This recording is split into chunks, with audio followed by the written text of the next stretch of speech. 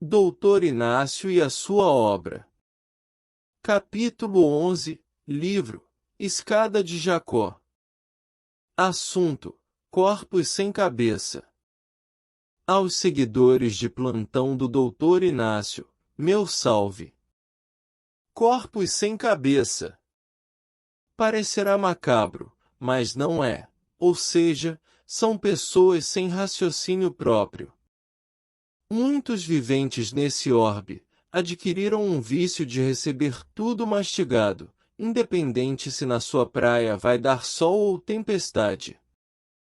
É um tal de Maria vai com as outras que impressionaria Freud. Como o homem não sabe usar da sua capacidade de pensar a bem da própria elevação? Vejamos um dado interessante. O ser humano usa 100% do seu cérebro durante o dia, mas isso não significa que todas as partes estão ativadas simultaneamente, incluindo todos os neurônios e as células gliais. Entendemos que diferentes áreas do cérebro funcionam separadamente e juntas para nos permitir coordenar tarefas complexas. Então, a qualquer momento podemos estar usando 10% ou 100% do nosso cérebro, dependendo do que estamos fazendo, explica a cientista M. Reichelt, da UNSW Sydney, na Austrália, em artigo para o site The Conversation. Como podemos observar, segundo a cientista acima, dependerá de como estaremos usando a nossa razão no sentido de nos beneficiarmos com a nossa própria inteligência. Nesse capítulo continuaremos a analisar alguns pontos significativos da conversa entre Dr. Inácio, Odilon e Modesta, relatado no livro A Escada de Jacó, ditado pelo espírito Dr. Inácio ao médium Carlos Bacelli. Iniciando o bate-papo no além, Odilon observa sabiamente. Todo homem deveria, sem morbidez e aflição, pelo menos uma vez por semana pensar na possibilidade de morrer, ou seja, de deixar o corpo de um instante para outro. É muita preocupação, muita irritabilidade, muita ansiedade que vem diminuindo a estadia do homem na Terra.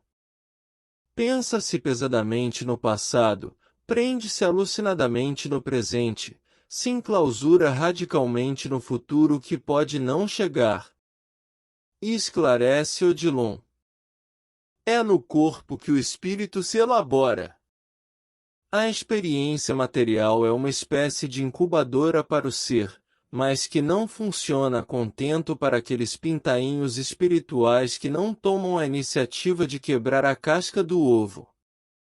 Como disse no princípio desse comentário, muitos esperam chegar tudo mastigado e, segundo o exemplo dado pelo mentor acima, não observam que quem o ajuda a quebrar a casca do ovo pode ser alguém a surrupiar-lhe a possibilidade de desenvolver a própria razão, servindo, assim, de pasto para aqueles que usam da inteligência para ludibriar os ociosos do espírito.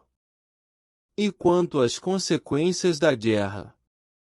Até as bombas que explodem emitem radiações que podem nos alcançar.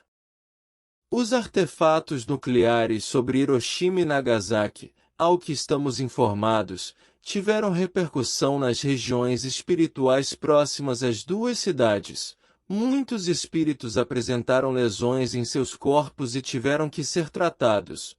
As lesões se pareciam com extensas e profundas queimaduras.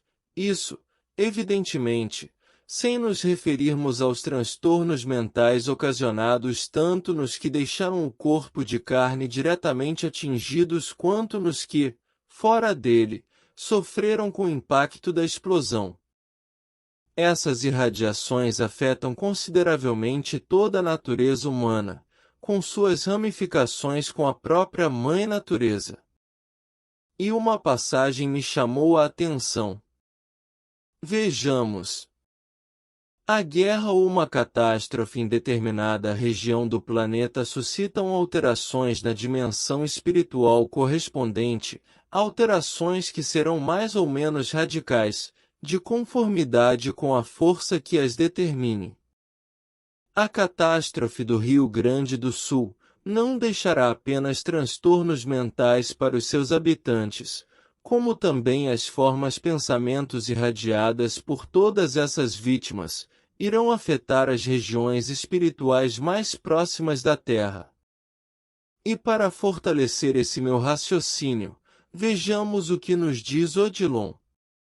Já o dissemos e repetimos, as duas esferas, a material e espiritual, coexistem e integram física e moralmente. As leis que regem os princípios da matéria correspondem às que regem os princípios da vida espiritual.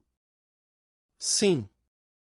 Tudo se interage direta e indiretamente com a natureza.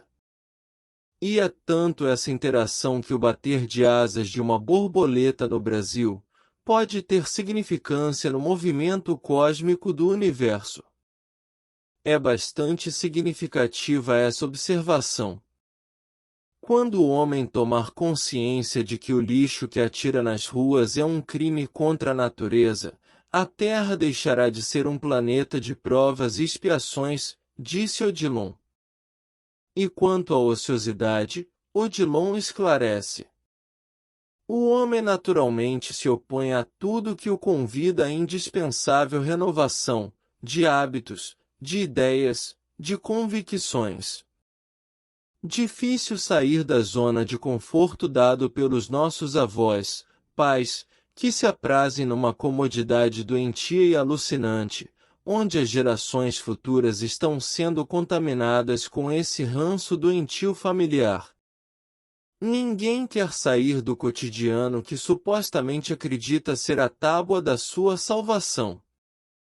Mas não é. É fantasmagórico observar o ser humano quanto ao tempo desperdiçado.